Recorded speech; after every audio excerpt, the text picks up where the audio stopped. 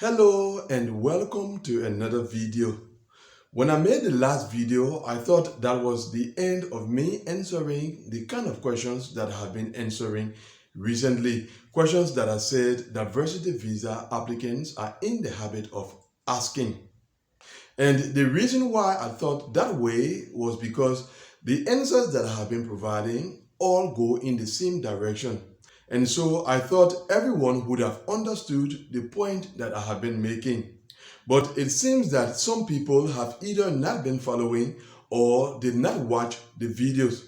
So after saying the approach that you should have as a diversity visa applicant in the current context of the diversity visa program, I continue to receive the same kind of questions. Questions concerning predictions. And so for those of you who did not get the point that I have been making by answering these questions, what I'm going to do in this video is to make one last effort to summarize the point that I have been making by answering the question, when will you receive your interview notification? Now, as I indicated in previous videos where I answered similar questions, the simple answer to that question, when will you receive your interview notification, is it depends.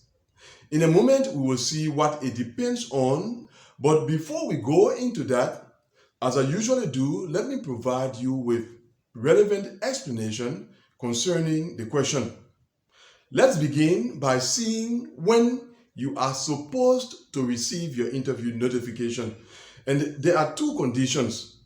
The first condition, in order for you to receive your interview notification, is for you to submit your DS-260. And most of you have already done that. You have already met that first condition.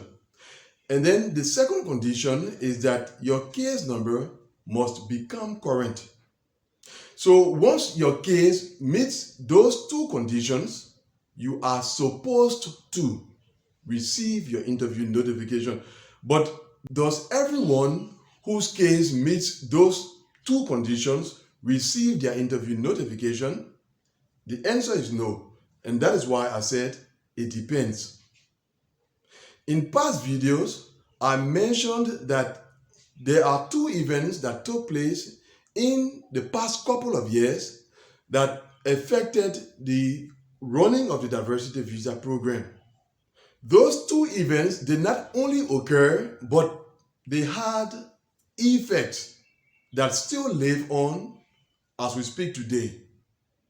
And so, in addition to the two conditions that I just spelled out, conditions that are supposed to allow you to receive your interview notification, there are other factors that now come into play and that affect your receiving of your interview notification. I'm not going into the various factors, but I want you to understand the current context of the diversity visa program when it comes to questions like, what are my chances? When will my interview be conducted? And the question we are seeing at the moment, when will I receive my interview notification? That's the point I want to get across to you, diversity visa applicants, in the current context of the diversity visa program. So back to the question, when will you receive your interview notification? You will receive your interview notification depending on the impact that those factors that I'm speaking about have on the scheduling of that interview. You know that you cannot receive your interview notification if your interview has not been scheduled. So in case those factors do not have any impact on the scheduling of your interview, then you will receive your interview at the time that you are supposed to receive it. That is, after you have submitted your DS-260 and your case number becomes current. Now, in case those factors have an impact on the scheduling of your diversity visa interview, then it means that you are not going to receive your interview notification at the time that you are supposed to receive it. There will be a delay in you receiving it. And what is even more important concerning that is that the delay will depend on the level of impact that those factors have on the scheduling of your interview. Now, in the last video, I underlined two things. I said in case you are experienced when it comes to how things happen in the diversity visa program, and you are aware of the two events that I spoke about, as well as the factors that they have resulted into, and you know the impact that those factors are having across the various regions, then you could analyze the details and come up with some prediction that will be accurate or very close to the reality. But you will need to have all of the details at your fingertips in order to do that.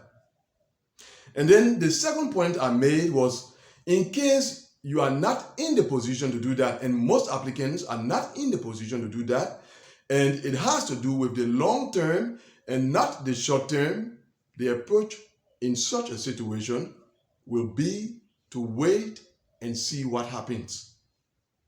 So to summarize, in the current context of the diversity visa program, questions that concern predictions. In the short term, such questions can easily be responded to.